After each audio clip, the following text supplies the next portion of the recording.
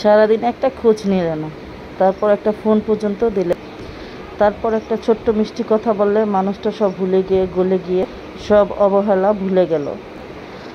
আসলে কি জানো, এই মানুষগুলো চিরকাল অন্যের ভালো খারাপ নিয়ে ভাবতে থাকে।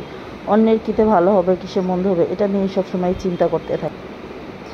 এই মানুষগুলো কখনোই নিজেকে নিয়ে চিন্তা করে না, দিন শেষে নিজেকে পেলো তা নিয়ে কখনোই ভাবে না। আজকে যে মানুষটাকে তুমি অবহেলা করছো, যাকে অ্যাভয়েড করছো, যার কথা চিন্তা করছো না, যে ফোন দিলে এমনও তো হতে পারে এই মানুষটার কাছে অন্য হাজারো মানুষ ফোন দিচ্ছে, কিন্তু তাদের ফোন অ্যাভয়েড করে সে তোমার ফোনের জন্য অপেক্ষায় হচ্ছে। এমনও তো দিন আসতে পারে যে এই দিন নাকি তুমি এই মানুষটার ফোনের জন্য অপেক্ষায় থাকবে, হয়তো সেদিন আর এই মানুষটা তোমার অপেক্ষা করবে না। কাউকে অবহেলা করার আগে 5টা কথা মনে রেখো। তুমি যাকে অবহেলা করছো সেই মানুষটা অনেক মানুষকে এড়িয়ে যেয়ে তোমার জন্য অপেক্ষা করছে। একটু খোঁজ নিলেই দেখতে পাবে যে এই মানুষটা অনেক মানুষের message, WhatsApp, phone call avoid করে শুধু তোমার ফোনের জন্য অপেক্ষা করছে।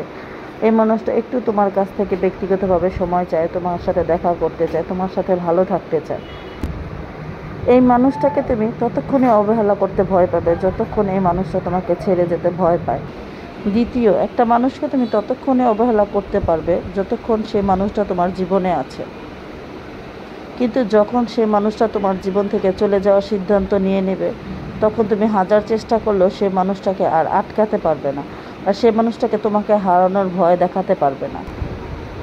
তৃতীয়ত, তুমি সেই মানুষটাকে সারাদিন অপেক্ষা করাচ্ছ, অর্থাৎ সেই মানুষটার ধৈর্য শক্তি বাড়ছে। তোমার জন্য অপেক্ষা করার জন্য তার যে মনে শক্ত হওয়ার বিষয়টা, সেই ক্ষমতাটা তার মধ্যে তৈরি হচ্ছে। তখন সে আর তোমাকে হারাতে ভয় পাবে না, কারণ সেই মানুষটা প্রতি মুহূর্তে ভাঙছে এবং প্রতি মুহূর্তে তোমাকে ছাড়া চলতে শিখছে।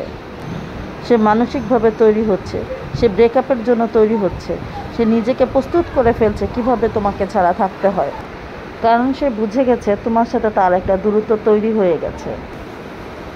চতুর্থ, নিজের দোষে যখন তুমি কাউকে হারিয়ে ফেলবে, হাজারো কাঁদলে কিন্তু তুমি তখন তাকে আর ফিরে পাবে না, কারণ সে অনেক আগেই তোমার কাছ থেকে অনেক দূরে সরে চলে গেছে।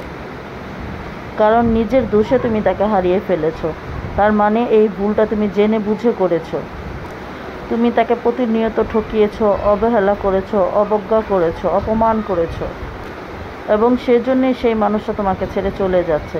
তখন তুমি যতই তোমার দোষটা স্বীকার করো না কেন, তাকে পিছু ডাকো না কেন, সেই মানুষটা কিন্তু আর কখনো ফিরে আসবে না। কারণ তুমি যে আঘাত সে মানুষটাকে করেছো, সে আঘাত সে মানুষটা কখনো ভুলে যাবে না। তুমি হয়তো ভুলে যেতে পারো, কিন্তু সেই মানুষটা তোমার কাছ থেকে যে কষ্টটা পেয়েছে সেটা কিন্তু ভোলার নয়।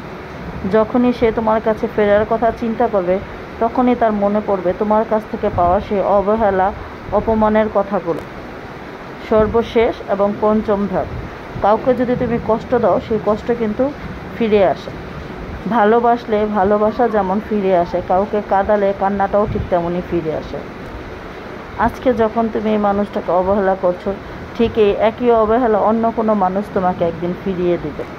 তখন তুমি অনুভব করতে পারবে যে অবহেলিত হলে একজন মানুষের কেমন লাগে।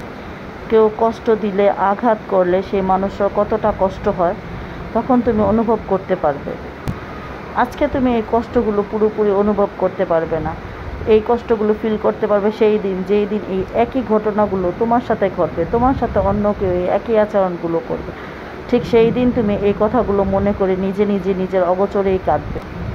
তখন তুমি নিজেকে আর ক্ষমা করতে পারবে না। তখন তুমি রিয়েলাইজ করবে যে হ্যাঁ, আমিও একদিন ওই মানুষটার সাথে এই একই কাজ করেছিলাম, আর তার শাস্তি আমাকে আজ পেতে হচ্ছে। কথায় আছে, প্রকৃতি মানুষকে ছেড়ে দেয় কিন্তু ছাড় দেয় না।